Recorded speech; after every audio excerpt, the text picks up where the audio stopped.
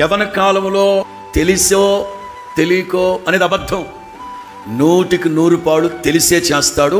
మనస్సాక్షిని చంపుకొనే చేస్తారు. తల్లి వంట చేసుకుంటూ తల్లికి ఎదురుగా పడగదిలో బెడ్రూమ్లో కింద పడుకోబెట్టిందాన్ని.